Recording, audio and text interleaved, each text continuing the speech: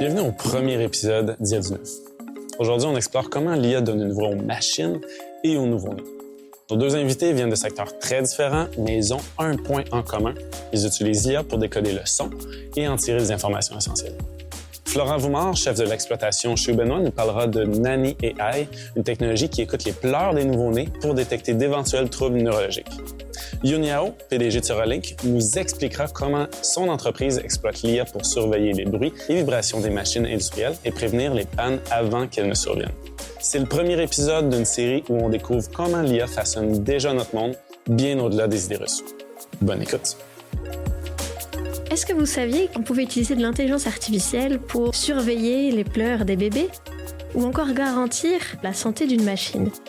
Eh bien aujourd'hui, c'est ce dont on va parler. On va essayer de comprendre comment ces deux mondes, qui pourtant ont l'air d'être bien différents, fonctionnent avec une seule et même technologie. Bienvenue sur IA du Neuf.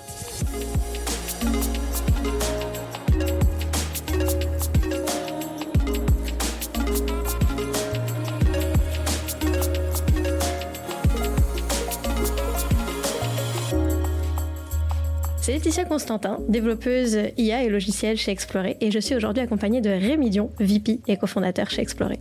Ravi d'être avec vous. Aujourd'hui, comme à chaque fois, on parle de l'impact de l'IA dans la vie, que ce soit la vie privée, dans le milieu du travail. Quelles sont les répercussions et à quoi va ressembler la transition pour l'accueil de ces changements? Donc nous avons Florent avec nous aujourd'hui qui travaille chez Ubenois. Ubenois, c'est quoi? Alors vous avez développé un modèle d'intelligence artificielle qui est capable de comprendre, d'analyser les pleurs et la santé et plus globalement des bébés. Et puis vous avez une première solution qui s'appelle Nanny AI, qui est une application mobile qui est déployée dans près de 200 pays. Et puis vous avez déjà récolté près de 4 millions de pleurs, ce qui est énorme. Bienvenue Florent. Merci beaucoup. Et bien sûr, on accueille également Yun Yao de Suralink. Merci d'être avec nous. Donc on parle d'une technologie qui est orientée autour de la détection des pannes. On veut réduire les coûts, améliorer les conditions de travail pour les travailleurs. Bienvenue. Merci beaucoup. Donc là, on vous a présenté très rapidement, mais on va quand même essayer de rentrer un petit peu plus dans c'est quoi votre parcours? Comment vous en êtes arrivé là aujourd'hui à travailler dans ces deux startups? Donc, est-ce que tu veux commencer, Florent? Bien sûr, je travaille pour Ubenois, comme tu l'as dit. Mon background est vraiment plus en transformation digitale, focalisé sur l'IA. Donc, j'ai fait mettre en place des solutions d'optimisation chez des clients. Ça peut aller de optimiser des transports à faire de la maintenance prédictive sur des avions. Donc, vraiment un chemin un peu varié. Et puis ça rejoint Ubenois maintenant 2 ans. Pour travailler sur les pleurs de bébés. Et toi, Yun, alors quel est ton parcours? Bonjour, je m'appelle Yun Yao. Je suis la CEO et cofondatrice de Suralink. Mon parcours, bon, on va commencer par le début. Je viens de Taïwan et ça fait plus de 30 ans que je suis au Québec. J'ai fait un doctorat à McGill en génie électrique. Je travaille pendant 12 ans dans un manufacturier pour les puces électroniques et aussi pour les dispositifs de communication vocale. Et ça fait 3 ans que j'ai fondé et je travaille avec Suralink. Là, on comprend mieux qui vous êtes, mais je veux vraiment pivoter sur vos compagnies dans lesquelles vous travaillez. Qu'est-ce qui vous a amené à découvrir cette opportunité-là ou ce problème-là? J'aimerais savoir d'où vient l'idée, Suralink. Pourquoi est-ce que toi ou ton équipe, vous avez identifié ça comme étant un problème important à résoudre? Mon cofondateur, Jean-Samuel, ça fait plus que 15 ans qu'il travaille avec des capteurs intelligents. Et ces capteurs intelligents étaient pour être portés par les humains. Donc, ils mesuraient les athlètes, ils mesuraient ceux qui vont faire l'exercice. Il y a à peu près 4 ans, ça vient l'idée de peut-être ce serait aussi facile de mesurer les machines. On s'était dit, ça devrait être facile d'aller juste mettre le capteur sur les machines, on va tout de suite savoir comment la machine se comporte. Mais ce qu'on a découvert, on savait pas, c'est que c'est un problème difficile. Et on utilise IA parce qu'on n'a pas le choix. Tu peux pas faire ça avec des méthodes traditionnelles de procéder à signaux. Ça marche pas très bien. Donc, l'IA était un outil qu'on n'avait pas de choix d'utiliser pour que ça fonctionne. Vu que les athlètes sont quand même des gens disciplinés, ils écoutent bien les consignes, ça marche, ça fonctionne quand même assez bien.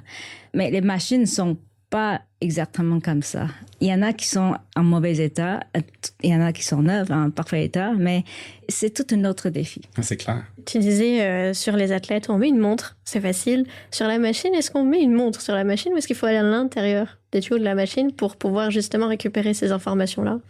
C'est une excellente question. Ça va En fait, on peut mettre où on veut. Ça dépend qu'est-ce qu'on va aller chercher. OK. Si c'est une grande machine avec plusieurs boîtes de vitesse, plusieurs roulements de billes, si on met ça en plein milieu, on va être capable de détecter la vibration overall. Si on veut que ce soit précis, je veux savoir exactement quel roulement à billes est en train de créer une son ou une vibration anormale. Il faut que le capteur soit proche de l'endroit où il peut avoir des problèmes. Et il y en a plusieurs. Donc, ça dépend à quelle précision qu'on va aller chercher pour identification de l'origine du problème. OK. Est-ce que ça veut dire que c'est différent en fonction des machines qu'on cherche à... Tout à fait. OK. Et c'est pour ça IA était essentiel parce que la solution, par défaut, il faut que ça s'adapte à chaque machine. Je comprends dans le fond que pour bien faire ton travail, il faut que tu rentres vraiment dans les détails de comment est produit toute la chaîne de production. Oui. Puis ensuite, grâce à ton expérience, tu dis, ben là, il y a une opportunité, là, il y a une opportunité, c'est ça? Ce serait idéal. Mais souvent, on n'a pas ce luxe-là d'aller comprendre les détails parce que ça prend du temps de mon client. Puis des fois, ils n'ont pas le temps de m'expliquer. Donc, eux, ils se disent, bon, le compresseur, là, il me cause du trouble. Mets un capteur dessus. Alors, je mets un capteur dessus. Et j'essaie de comprendre avec l'information qu'on me donne. J'ai pas tout l'info. Et je pense que c'est la même chose dans votre domaine aussi. J'allais te demander, est-ce qu'il y a un temps minimal, est-ce que ça varie par machine, où tu as besoin, une fois que tu as mis le capteur, avant de pouvoir commencer à offrir le service de maintenance prédictive, dire, ah ben là, il se passe quelque chose de différent? Ça dépend des machines. Certaines machines constantes, stables, j'ai juste besoin de 2 jours. OK. C'est super facile. Wow. D'autres qui varient à chaque jour, à chaque mois, à chaque semaine, ça prend 2-3 semaines. OK. Et encore là, ça change avec la saison aussi parce que une usine à crème glacée, il ne fonctionne pas à même capacité en été qu'en hiver. Juste un exemple.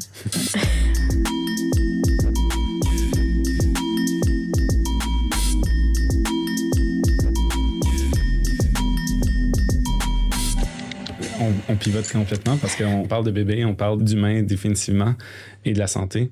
Florent, tu dis que ça fait 2 ans que tu es chez Hubenois. Est-ce que tu veux nous parler du problème que Hubenois résout et comment c'est arrivé dans le monde? Oui, ben, Laetitia l'a bien dit au début, notre but, c'est vraiment de comprendre et les besoins et la santé des bébés par les pleurs. Charles, le fondateur, est développeur logiciel de formation, puis il travaille dans un hôpital au Nigeria et il faut savoir que le système de santé au Nigeria, en particulier dans la santé en néonatologie chez les enfants, est très lacunier. Il y a beaucoup d'enjeux et ce qu'il a remarqué, c'est que des sages-femmes, des médecins étaient capables d'identifier que des bébés avaient des troubles neurologiques forts uniquement en les entendant pleurer. Donc c'est vraiment ça qui a parti l'idée. Il est venu au Canada, il a continué ses études ici en apprentissage profond. Il a rencontré Sam, notre autre cofondatrice, qui elle est en sciences expérimentales, elle est PhD en sciences expérimentales en néonatologie, donc vraiment spécialisée dans les enfants. Les deux ensemble ont décidé de créer Hubenois, vraiment avec cet objectif de dire, ben, en fait, le pleur, c'est un signe vital. Il faut l'écouter parce qu'il y a quelque chose dans le pleur, c'est un signal. Il y a quelque chose dans ce pleur-là qui nous permet d'identifier des aspects de la santé et des conditions médicales chez l'enfant. Parlons d'ethnie juste rapidement. Est-ce que un bébé français, un bébé américain, un bébé qui vient du Nigeria, ils ont le même pleur? Est-ce qu'on peut reconnaître ces choses-là n'importe où dans le monde? C'était une hypothèse qu'il fallait prendre puis qu'il fallait tester. C'est pour ça que ce qu'on a fait chez Hubenois, c'est que une fois qu'on a validé le proof of concept, on s'est dit OK, il y a quelque chose, ça peut le faire. On a démarré des études cliniques dans des hôpitaux pédiatriques ici au Canada, mais aussi au Nigeria, au Brésil, pour justement enregistrer des pleurs de bébés et entraîner nos modèles sur des bébés. C'est une initiative de recherche. C'est une initiative de recherche à la base, bien sûr. Oui. Okay. Ça nous permettait d'avoir des accords dans ces hôpitaux. C'était aussi les relations qu'on avait évidemment au Nigeria avec Charles qui vient de là-bas. Et donc, on a pu construire des modèles puis les tester sur des bébés nigériens avec des modèles entraînés sur des données canadiennes, etc. Et ce qu'on s'est rendu compte, c'est qu'il n'y a pas de différence matérielle, mais c'est à la naissance. À la naissance, le pleur est vraiment contrôlé par le système central nerveux.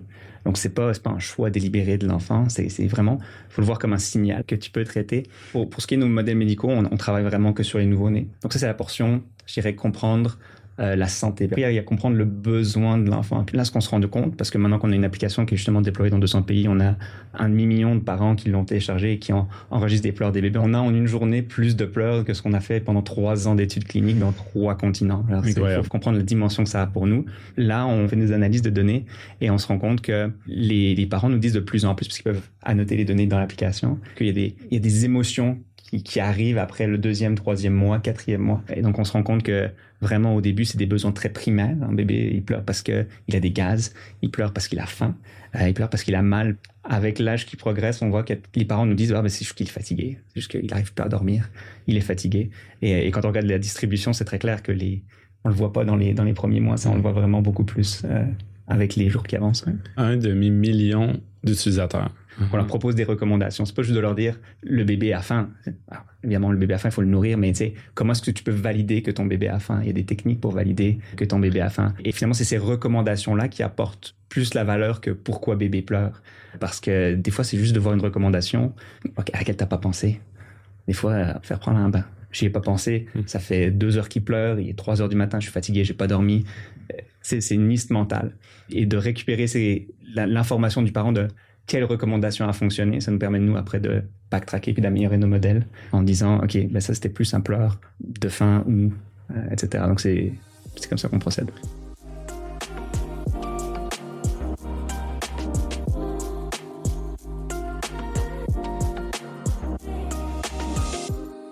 Je suis curieux de voir, autant pour Benoît que sur Alink, quelle serait la réception du produit. Donc, pour des parents, est-ce que ça touche à la fierté? Est-ce qu'ils souhaitent avoir un outil supplémentaire ou il y a de la résistance pour les machines? Est-ce qu'on vit dans la frustration de ne pas savoir qu'est-ce qui se passe? Ou est-ce qu'il y a une urgence ou on est à bras ouverts, on est content qu'il y ait enfin une solution? Comment est-ce que vous vivez cet accueil ou ce rejet-là de vos clients? Des opérateurs ou des mécaniciens dans l'usine sont très différents des parents. Parce que un parent, moi je suis parent, tout ce que tu veux c'est le bien de ton bébé. Alors tu vas tout faire pour régler le problème que le bébé va pas bien, que ça soit inconfort ou malade. Tandis que quand tu travailles dans l'usine, souvent le problème est plus grand que ce que tu peux régler comme mécanicien ou comme opérateur de machine. Donc il y a un sentiment de, bon, ici, j'ai trop de choses à faire. Il arrive à 5 heures, je m'en vais, je m'en fous. Quand je présente la solution, la première crainte, c'est que, est-ce que je vais avoir encore plus de choses à faire? Je fais déjà seulement 50% de ma liste de tâches. Est-ce que tu vas m'en ajouter?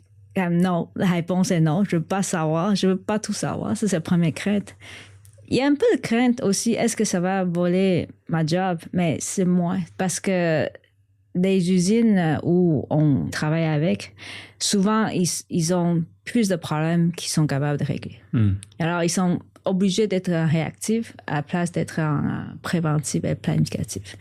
Donc, ce qu'ils devraient comprendre, je dis ça dans ce podcast, c'est que notre solution, ça va vous aider à réduire les choses à faire et non pas augmenter. Je me retrouve beaucoup là-dessus. Après toutes les années de transformation digitale, le frein était généralement auprès des utilisateurs qui étaient affectés de est-ce que ça va me rajouter quelque chose? Pour ce qui est des parents, je dirais, la poire est vraiment coupée. Nous, on le voit parce que les parents téléchargent l'application naturellement. Ils vont sur l'App Store, ils cherchent Nanny. Et en fait, ils cherchent analyse de pleurs, ils cherchent pleurs de bébé. Ils cherchent, est-ce qu'il y a une solution? Est-ce qu'il y a quelque chose pour m'aider? Ils tombent sur nous, ils téléchargent l'application, ils l'utilisent.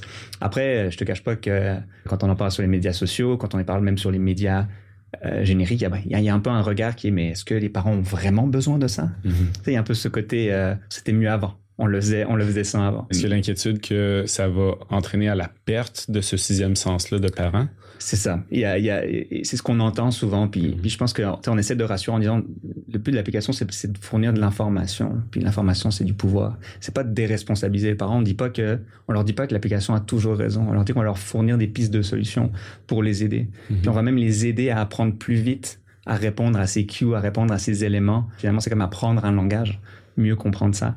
Il y a plusieurs exemples que je peux donner, mais c'est un peu comme le GPS fait perdre la direction aux gens. C'est bon, ça. Oui, c'est vrai qu'on a tendance à se fier au GPS parce que le GPS, ça fait je sais pas combien de décennies que c'est ici. On s'est vraiment fié à ça. Mais est-ce que ça veut dire que je peux pas naviguer dans Montréal et que je peux pas me déplacer et que quand je veux faire l'épicerie, j'ai besoin d'un GPS? Non. Mais si je suis perdu au milieu d'une ville que je connais pas, ça m'aide à me retrouver. Puis la réalité, c'est qu'un parent de nouveau-né, il est perdu. Il arrive à la maison, il a un nouveau travail, c'est d'être parent. Il a jamais vu ça.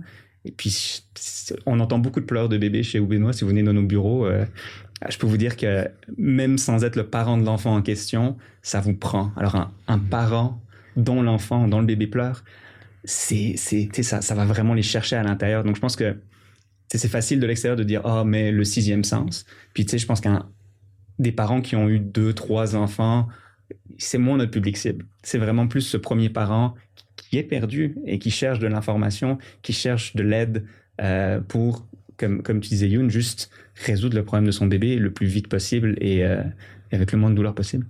C'est vraiment bien de voir comment ce genre d'idée-là a pu prendre forme et grâce notamment à l'intelligence artificielle. J'aimerais en profiter pour rentrer un tout petit peu plus dans le détail de exactement qu'est-ce que l'intelligence artificielle dans ces secteurs-là, parce que c'est une technologie qui évolue vite, mais très vite depuis quelques années, et puis c'est bien et c'est très important de comprendre ce qui se passe sous le capot pour pas en avoir peur, pour mieux l'utiliser de manière plus responsable. Et donc, quand on parle IA, on pense à ChatGPT par exemple, on analyse du texte. Il y a des voitures autonomes, on analyse des images. Puis là, on est sur des pleurs, on est sur des sons de machine, c'est du son, on analyse du son. Et donc, c'est quoi exactement le type de données qu'on attend? Comment est-ce qu'on la traite? C'est quoi les traitements qui sont différents pour du son? Comment est représenté le son dans une donnée finalement? Nous, ce qu'on utilise beaucoup, c'est les spectrogrammes. Puis les spectrogrammes, finalement, c'est une représentation visuelle du son, de l'énergie, du son, de la fréquence du son. C'est quelque chose qui n'est pas du tout nouveau. Là. C'est utilisé depuis, je ne saurais même pas le dire, sûrement 50 ans, ici pas plus. D'ailleurs, quand je parlais de ces études dans les années 70, ils utilisaient déjà des spectrogrammes. C'était des humains qui regardaient les spectrogrammes puis qui allaient essayer de voir est-ce qu'ils voyaient des choses dans ces spectrogrammes-là.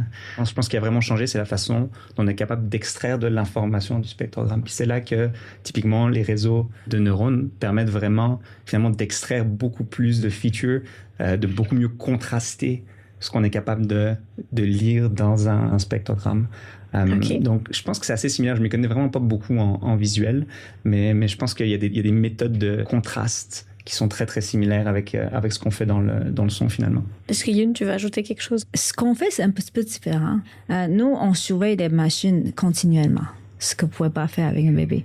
Donc, c'est ce qu'on appelle la time series. Pour le bénéfice de tout le monde, time series, données chronologiques. Oui. Alors, ça avance avec le temps. Je n'ai pas un morceau de son ou de vibration coupé en taille prédéterminée que je peux analyser. Les signes précurseurs peuvent arriver sur 2 heures, 3 jours, 3 mois, etc. Donc, l'analyse de time series est pas mal moins populaire que tout ce qui est visuel ou tout ce qui est IA génératrice. Ce qui est drôle, c'est que je vois quand même une grosse problématique différente entre vous deux. C'est que de votre côté, c'est de l'analyse continue. Ouais. Ça veut dire que votre modèle, il est déployé, puis analyse de manière continue ce qui se passe. Donc lui, son objectif, c'est de voir qu'à un moment, il y a dans la time series quelque chose qui est un peu différent. Puis là, ça fait quoi? Ça va générer une alerte, puis ça va prévenir la personne de regarder qu'est-ce qu'a la machine? Exact. OK. Exact. Est-ce que vous, le téléphone écoute en permanence puis se déclenche quand il y a un pleur, ou c'est aux parents de venir appuyer et de dire « Ah, là, analyse mon pleur à ce moment-là ». C'est exactement comme tu viens de le dire. Donc, pense à Shazam pour bébé. C'est mon bébé pleure, j'appuie sur le bouton, j'enregistre. Dans le milieu clinique, c'est le médecin qui va aller récupérer le pleur en enregistrant directement depuis. Mais on travaille aussi dans le domaine continu. On a développé une solution pour justement les services de néonatologie, donc d'urgence en néonatologie, qui eux vont écouter les bruits dans le service, parce que un nouveau-né normalement est dans le ventre de sa mère, puis là tout d'un coup il est au milieu de machines qui bipent, etc. Donc on travaille avec des hôpitaux pour analyser l'impact du son, mais aussi, vu qu'on a nos modèles à embarquer, finalement, on met un micro vers le bébé dans l'incubateur. Puis l'idée, c'est de dire, OK, on va pouvoir vous aider à identifier si c'est un pleur de douleur ou pas. Donc ça, c'est de l'information pour le staff médical, mais aussi de l'information sur le bruit, capter le bruit, puis identifier, classifier les bruits pour pouvoir leur dire, en fait, cette machine qui est là, elle bip vraiment fort, puis ça peut être gênant pour le nouveau-né. Donc là, on a embarqué ces modèles-là, on a dû les modifier évidemment, les alléger, puis travailler dans le domaine continu aussi. Ouais. Je trouve ça fascinant. Ça me fait aussi penser à, je pense que la compagnie s'appelle Canopy. Essentiellement, l'objectif initial était de capturer des sons de la faune dans la jungle amazonienne et capturer des bruits d'oiseaux et aussi d'autres animaux. Puis finalement, ce qui est devenu utile à travers cet outil-là, c'est de pouvoir détecter les bruits de tronçonneuses dans la forêt pour pouvoir identifier des cas de coupe illégale.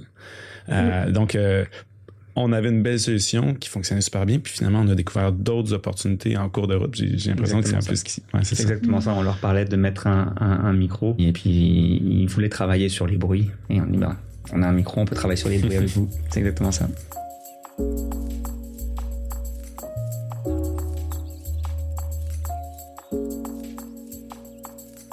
Vous avez plein de capteurs différents. Est-ce que le modèle d'IA qui est derrière est différent? Comment que vous pouvez jongler avec ces différences-là au niveau des machines? En fait, on a un seul capteur. OK. Le capteur, il capte la vibration, les vibrations sur les 3 axes, le son et la température. Donc, on a le même ensemble de modèles qui fonctionnent avec le capteur parce que chaque capteur capture tous les 3 types de signaux. La plus grande différence, c'est la température par rapport à les vibrations et le son. La température varie beaucoup moins rapidement que les autres signaux. Et est-ce que, Benoît, vous pensez analyser l'image thermique du bébé ou non, c'est pas prévu ou si c'est déjà le cas? On n'est pas là-dedans. On reste sur le son pour le moment. Il y a encore beaucoup de travail à faire sur le son. Tu peux penser évidemment les pleurs du bébé, mais après le bébé grandit. Et puis il y a déjà des études qui ont démontré que tu peux identifier des problèmes d'élocution bien avant qu'ils arrivent vraiment sur comment est-ce qu'un bébé et un enfant plus jeune s'exprime aussi. Donc je pense que nous, pour le moment, on reste vraiment sur le son. Est-ce qu'il y aurait moyen de transposer ces modèles-là pour essayer de comprendre et labelliser les miaulements d'un chat, les aboiements d'un chien, par exemple? Pas ces modèles-là, mais la technique utilisée, en anglais on dit self-supervised. Donc, on part de données qui sont pré-entraînées sur de l'audio at large, vraiment général, de l'audio général, qui sont entraînées sur des modèles de réseaux de neurones. Ensuite, on les améliore, on les fine-tune sur des pleurs de bébés non annotés. Mm-hmm. Et ensuite, on travaille en 3e étape sur de la classification avec des pleurs de données annotées. Donc, je dirais que ce passage-là, ces étapes-là, qui te permettent d'avoir moins de données annotées et d'arriver à un bon résultat quand même, le système est réutilisable. Nos modèles à nous sont vraiment entraînés sur des pleurs de nouveau-nés. C'est comme on en discutait, plus l'enfant vieillit et son évolution va faire que le modèle va être moins précis. Évidemment, le fait d'avoir une application maintenant dans la nature fait qu'on a beaucoup plus de pleurs d'enfants plus âgés, on connaît l'âge de l'enfant, donc on peut adapter nos modèles, les améliorer. Mais à la base, on voyait déjà qu'il y avait un peu une perte de qualité avec un enfant de 12 mois, par exemple, contre un bébé de 1 mois. On voyait une perte de qualité. Donc, imagine un animal qui aboie ou autre. Ouais, j'imagine que ça pourrait être encore plus différent parce que les chats, je trouve qu'ils n'ont pas vraiment le même miaulement. Moi, j'ai un chat à la maison qui miaule beaucoup, qui s'exprime beaucoup.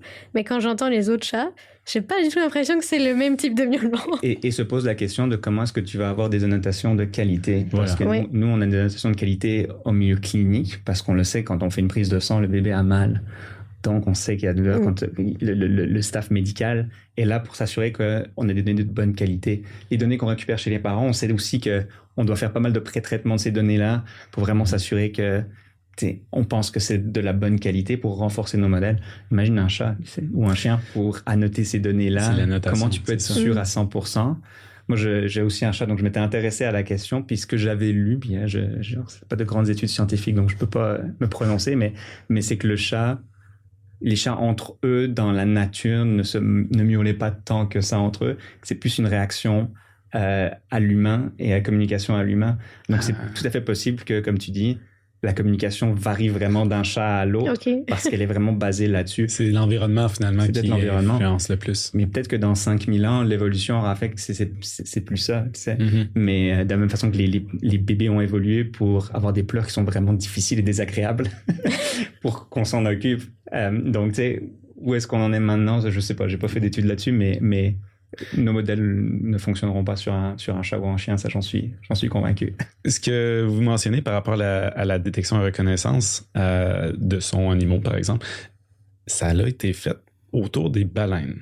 Donc, reconnaître des sons qui pourraient vouloir dire quelque chose. Mais c'est pas parce que soudainement on comprend ce qu'ils disent. C'est qu'il y a des experts qui ont regardé puis qui ont fait des associations. Ah, ce son-là, puis tout de suite après ça.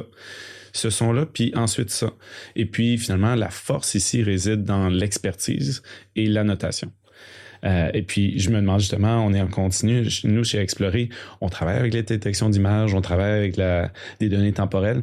Puis, je vois deux éléments qui sont sortis ici. C'est que, est-ce qu'il y a quelqu'un qui peut dire en industrie, ça ici, c'est anormal, ça, c'est normal. Est-ce que vous êtes en mesure d'annoter ou vous allez collecter, puis ensuite leur donner un nom? Puis la deuxième question aussi que j'avais pour toi, c'était que tu disais que vous allez observer des fois sur 3 heures, 3 jours ou 3 mois. À quel moment est-ce qu'on lève le drapeau puis on dit « Hey, il y a quelque chose à faire ». Donc, la première question, l'expertise. Ceux qui travaillent à l'usine pendant longtemps, ils savent exactement comment les machines se comportent.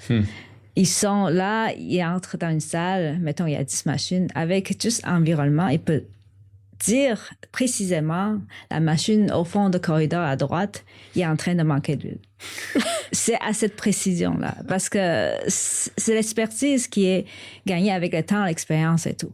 Bon, ça, c'est un exemple. Un autre exemple, ce qui se fait assez souvent, c'est que souvent, pour savoir l'état de santé de la machine, le mécanicien il va mettre une tournevis avec le bout métal sur la machine et de l'autre côté, le poignet sur l'oreille pour écouter le bruit qui vient du fond de la machine, comme à travers les vibrations. Alors, c'est une méthode très, très commune et ils s'enseignent entre eux pour vraiment identifier le son de la machine quand elle ne marche pas bien. Et c'est quelque chose que l'humain est capable d'apprendre. Le problème est dans le transfert de connaissances. Mettons, j'ai 3 personnes qui sont clés pour maintenir une machine. Il y en a qui partent en retraite, il y en a qui quittent la compagnie. Qu'est-ce que je peux faire pour assurer que mes machines sont bien entretenues? Que quelqu'un puisse savoir c'est quoi l'affaire le plus urgente à faire aujourd'hui dans les tâches de maintenance. C'est là où on aide le plus. Ben, je suis tellement content de t'entendre le dire. C'est aussi ce qu'on voit chez Explorer, c'est que au final, l'expertise qui découle de 10, 20, 30 ans d'expérience, qui est dure à qualifier, qui est dur à mettre en mots.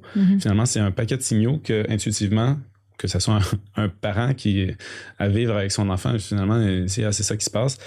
Puis avec, dans ce cas-ci, les machines, c'est de pouvoir s'assurer que ce savoir-là, il est capturé, puis l'IA va pouvoir dire, on a des signaux qui ont déjà été vus dans ce pattern-là. On reconnaît cette combinaison-là de signaux. Puis la dernière fois, il y avait ça qui se passait, donc c'est probablement ça qui se passe. C'est de répliquer finalement l'expertise ou de capturer ou de faciliter la formation de la prochaine main-d'œuvre qui va pouvoir utiliser ce savoir-là ou ce signal-là de l'IA, c'est ça? Exactement. Ces experts-là sont les meilleures personnes pour annoter nos données, en fait.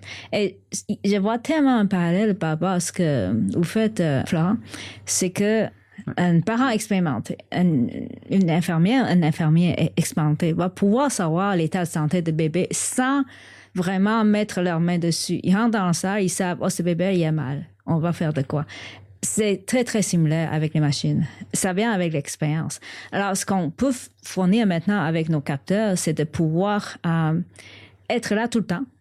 En fait, être là quand il n'y a personne d'autre dans l'usine.